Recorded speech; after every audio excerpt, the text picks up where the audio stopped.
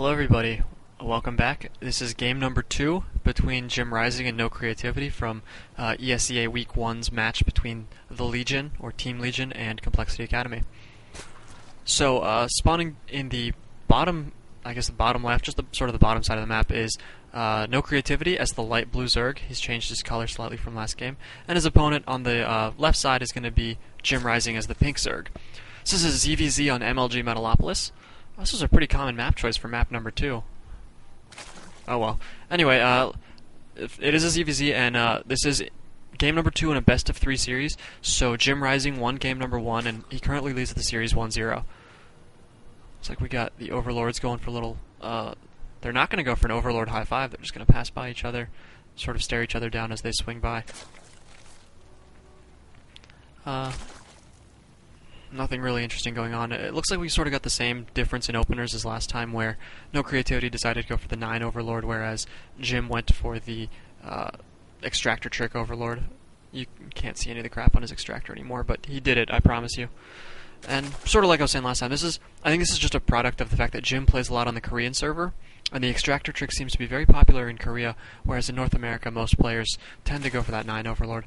I'm not sure that there is a real tangible difference between the two. I haven't really looked into it all that much, but my understanding is that there isn't. Anyway, it looks like NoCreativity is going to go for a 16 hatch, kind of strange, and at the same time Jim's going to go for a 15 hatch over here, so he also went for 16 hatch, I guess. Whatever. Both players going for an expansion first, before pool, which means we're going to see a pretty big macro game here on Metalopolis. I suppose they know they're close by air. Although, really, this is the closest by ground spawn position, because you can't spawn close by ground on Metalopolis, so it's either close by air or cross positions. In any case, we see NoCreativity going for the 15 hatch, 15 gas, 15 pool, or 16 hatch, 16 gas, 16 pool. And it looks like Jim's doing something pretty similar. I didn't quite catch the exact timings, but both players are going to have speed very shortly after expanding. And this could be contrasted, of course, with doing some kind of a gasless expand or something. But in ZVZ, going for any kind of gasless expand build or any kind of long-term no gas build is a little bit risky, because you'll be behind on Zergling speed.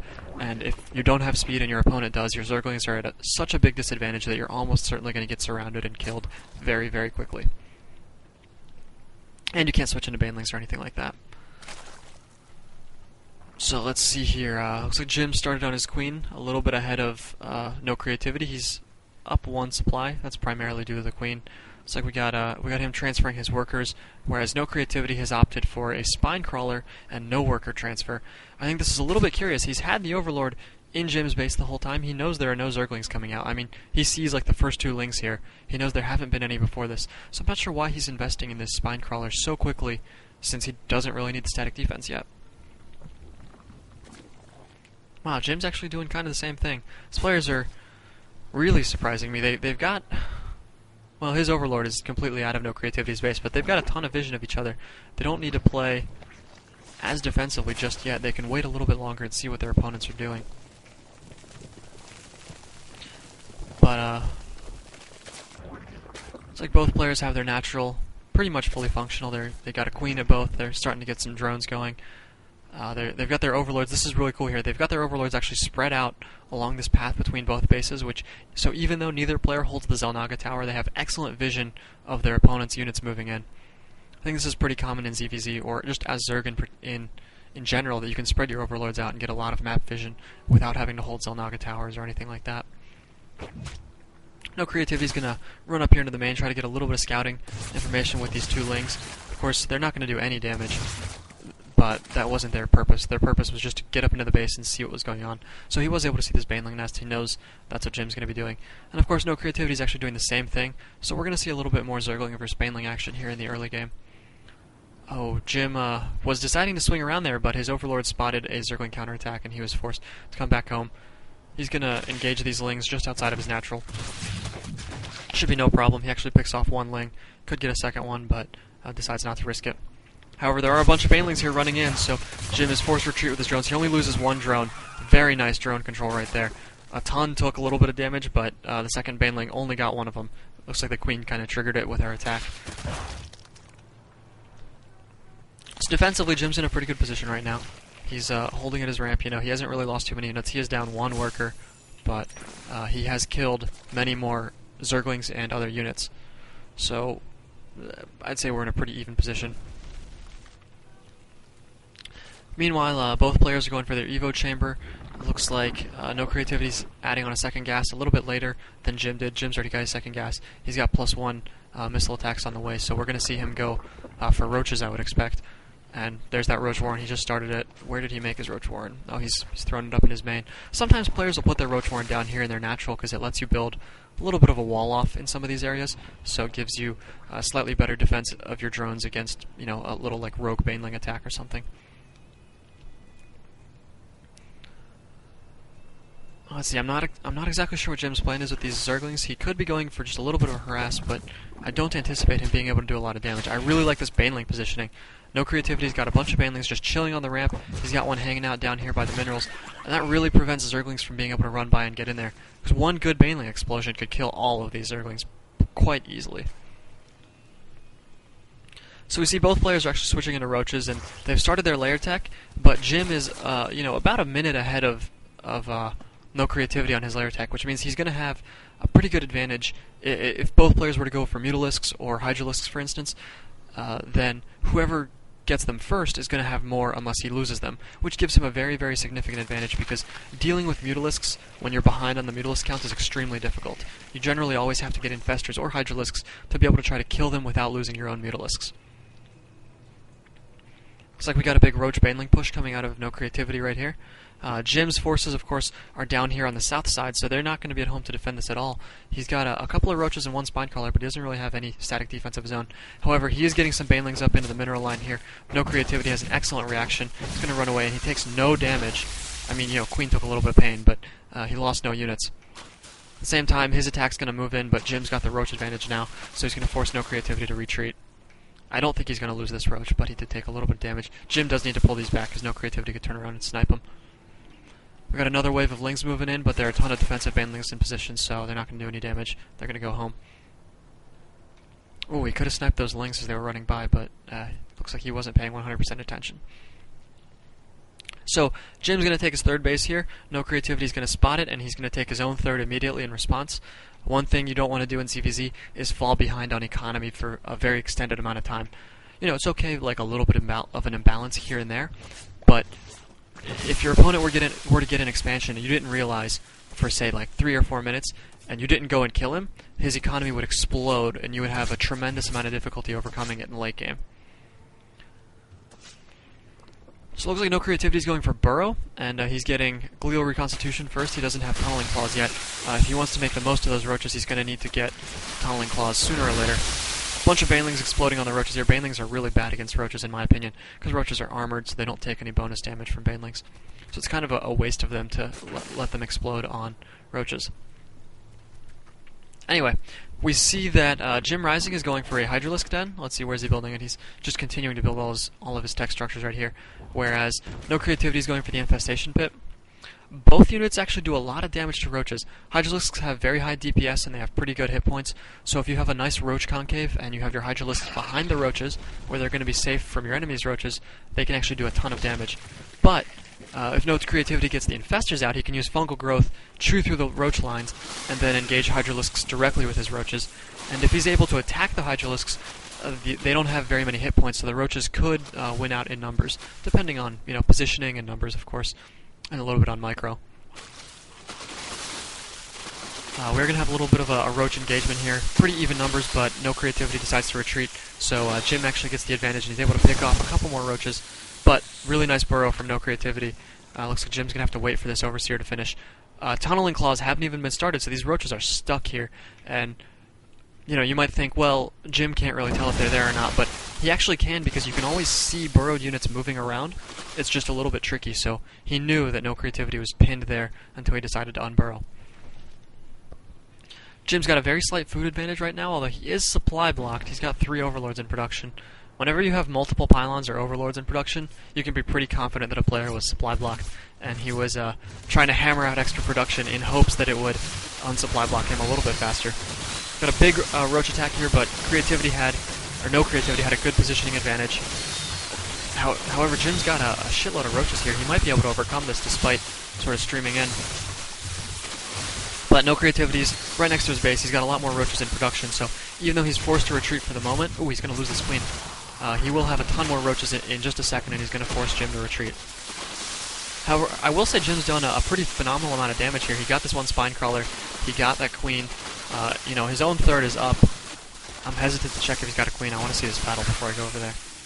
Yeah, alright, he's forced to retreat, so let's see. He does not have a queen over here, so it's actually even in the queen count, I believe. Oh, no, it's 2 versus 1. Wow, NoCreativity's down to 1 queen? That's not good at all. You'd expect Zerg players to have at least 2 or 3 queens so that they can maintain maximum production speed per hatchery. I'd say Jim's in a great position right now. He's a little bit surprisingly, he's actually behind on food, but that's a little bit confusing for me that he's behind on food. But hey, you know, I don't play Zerg, so I might be misunderstanding something here. But his third's doing really well. If we look at NoCreativity's third, he's only got a couple of drones here. He's mostly using this for the gas, whereas Jim has a lot of drones on minerals, and he's got lots of drones on gas. So if we pull up the income tab, Jim is about 200 minerals per minute ahead like we would expect. Ooh, he's going to pick off this Overlord as well. That's always really annoying. And that will supply block NoCreativity, so hopefully he's going to throw down... He's got 2 Overlords in production, so he'll be able to bounce back from this in just a moment.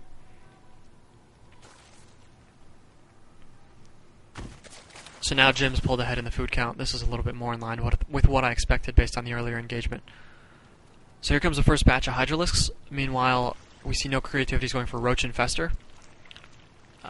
When they engage, I think this is going to be a pretty interesting battle because it looks like both players are reasonably even in the roach count. It's 42 roaches versus 35, but there are a lot of Hydralisks back here which do a pretty insane amount of damage. They have really high DPS. They're basically Zerg's Marines, if you will, but a little bit more durable.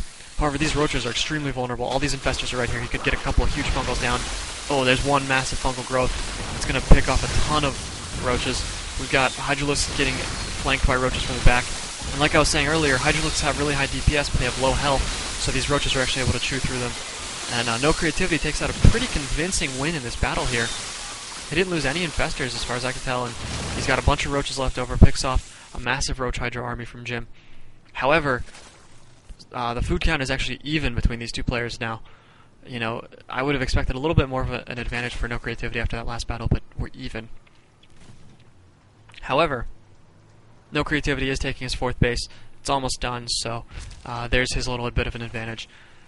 It's kind of an interesting note. Whenever you have a big battle and you have a sort of an exchange between two players, someone usually comes away with a slight advantage, and there are a couple of different ways you can spend that advantage, if you will. Ooh, huge fungal growth. I'll continue theory graphing later.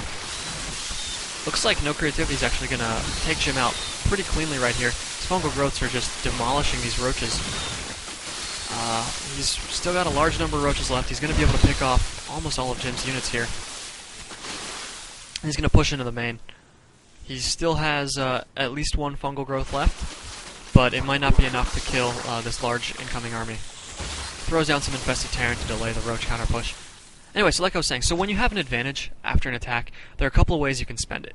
You can spend it on more units to try to go and kill your opponent immediately, which I would consider the risky strategy, but a lot of aggressive players tend to favor just making a bigger army and killing your opponent immediately.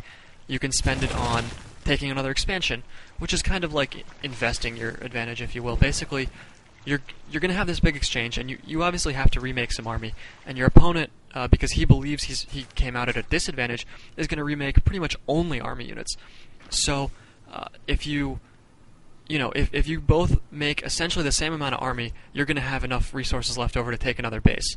And if you were to have another big battle, you could still lose the game despite having the advantage, but if your opponent isn't able to pressure you, then that extra risk that you took by taking the base with your advantage and getting more income lets you macro better and pull ahead the longer the game continues. So I think that's kind of what NoCreativity did right there. You know, he made enough of an army to stay even with Jim after their attack, but he got his 4th up a lot faster, which means he has an econ advantage as we move forward in the game. He's still at a food disadvantage, of course, because taking other base is an investment. We see another huge battle here. Two massive fungal growths take out large blocks of roaches. He's got a lot of hydras here, and they're pretty well defended, so I think he's going to be able to chew through this whole army. But another big fungal growth going down right here. Oh man, NoCreativity's got his own hydralisks joining into the fight pretty late here, but they're still there, still doing damage. He's losing most of his infestors, but he's got the unit advantage at the moment. Looks like he's going to force Jim to retreat. He's still behind on food, but at this point this base is pulling in a reasonable amount of money, and it's given him a lot of extra production capacity. So as we move forward, I expect we'll see NoCreativity really pull ahead in army count. Oh, he catches a couple of hydralisks off guard and he gets a couple of free kills right there.